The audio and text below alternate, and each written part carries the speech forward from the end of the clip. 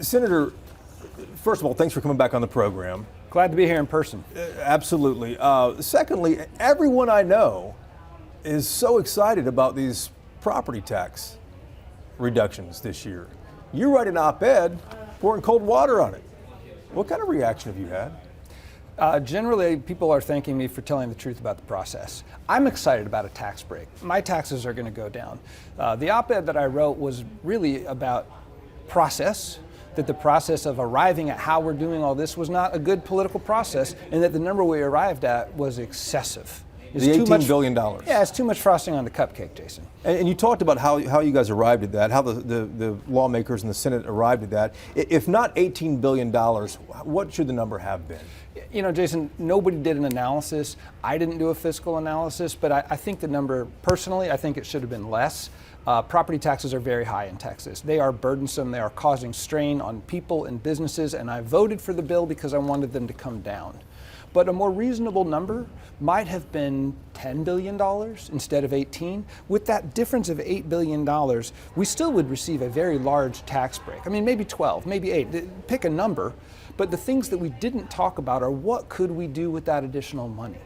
Could we have a couple $1 billion to build more affordable housing in Texas, to incentivize the private sector to build housing? Could we have another couple of billion for our aging water infrastructure? Could we have put more money into the grid? Because the grid money is going to come out over 4 years instead of 2. There's countless things we could have done with this money other than give ourselves an even bigger property tax break.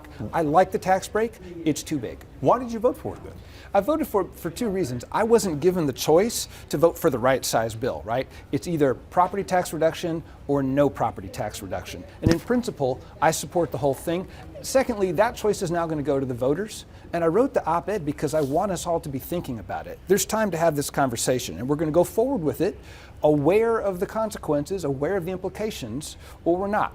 But it's something that we need to look at honestly as a state. It does go before the voters in November. Do you think it will pass? Should it pass? I do think it will pass. As to whether it should pass, let's just let the conversation play out a little bit longer. There are a lot of good things in this bill, a lot of good things for people, even good things in some ways for public education, good things for businesses, but it is excessive and it is going to create obligations in the future, which might mean either in the future there could be tax increases, which no one likes, or there could be cuts to services, or in a good case scenario, and I'm an optimist, the economy is doing great and we can still pay for it, but we will still have to put that money towards continuous property tax breaks instead of perhaps to major investments this state needs in physical and social infrastructure. We are a growing population. We've got a new generation of people that's going to need a new generation of infrastructure, and we have to be able to pay for it. That's the core question you ask here is a simple question. How is Texas going to pay for these property tax cuts 10 years down the road if there isn't a $32 billion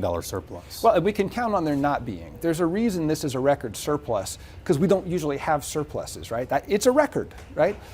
This money came, almost half of it comes from federal largesse. It's COVID money dumped on the states by the federal government. Let's hope we don't have another round of COVID and another round of giant federal money drops, right? It's not going to happen, but around $14.7 billion of this money comes from that. The other half of this surplus, I think of in terms of deferred expenses. When we passed education finance reform in 2019, great work by the legislature, bipartisan work, helps education. We committed to higher levels of funding for our schools, but we didn't index it to inflation. Had we kept our commitment and funded schools today at the same levels we did when we voted for that in 2019, it would cost an additional $15 billion. There's $30 billion right there. That's about the size of the surplus. So if we actually fund our public schools and we don't get a big giant pour of federal money, how are we going to pay for these tax cuts next time? I think we'll be okay. But we might have to call on the rainy day fund. We might have to hope that sales tax revenues are really, really high, or we might have to face some tough decisions. Tough decisions like layoffs in education? What do you think? Well, I don't think so. I'm not going to fire a teacher because we run out of money based on giving ourselves a tax break. We have a very large economic stabilization fund, also known as the rainy day fund. I'm one of those people who thinks that's a good idea because I'm willing to spend it at times we need it. No, we're not going to lay off a teacher, and if anybody votes for this bill, I want all of us to commit to continuing to fund our schools at the levels at least where they are right now frankly, I think they need to go higher. So what are we going to do? We're going to hope that the economy keeps doing really well, and we've got a lot of great policies and a lot of great people and businesses in Texas, so I'm hopeful that we do just fine through this. But we are setting ourselves up to have to either find other sources of revenue, call it what you will, or make some cuts. And neither one of those is an attractive proposition. The governor is likely to call back lawmakers in October for public education. Teacher pay is likely on the issue, going to be on the call. How much Texas should fund schools, and then the big red meat that Republicans want is school vouchers. Governor Abbott hasn't had the votes for this in the past. Do you think something has changed since the second special session to October where he's going to get this passed? I haven't heard anything changing. I'm generally not invited to the back rooms in the Republican caucus, but I know that Republicans as a caucus are divided on this issue.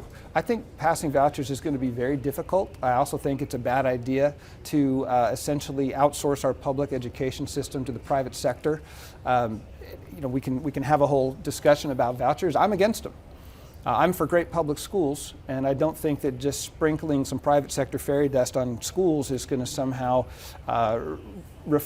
fix our education problems here in Texas. I think it's a lot more difficult than that, and it requires a lot more kind of a grown-up conversation than a simple voucher program would do, which is why it hasn't worked in other states around the country that have tried it. Senator, the other big question, well, let me ask you this. The other big issue that the Senate has coming up is the impeachment trial. How close is that vote going to be at the end of the day, do you think?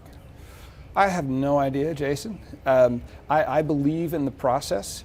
Every senator has sworn to use impartial judgment in that, which is difficult because this is a political process. But we do have a constitutional duty to be impartial. There is a trial. There will be evidence and argument offered by both sides.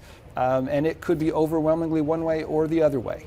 And I take very seriously the responsibility to walk in there unbiased, and I believe that my colleagues do as well. Based on the evidence that's already been out there by the House prosecutors, do you think Paxton survives this? Oh, I have. Listen, I'm a juror. I'm a member of the court. I'm not going to make predictions. I'm going to do my constitutional duty to look at the evidence and take the arguments and make a judgment on an impartial basis. And I hope my colleagues and expect my colleagues will too. Senator, thank you for the time.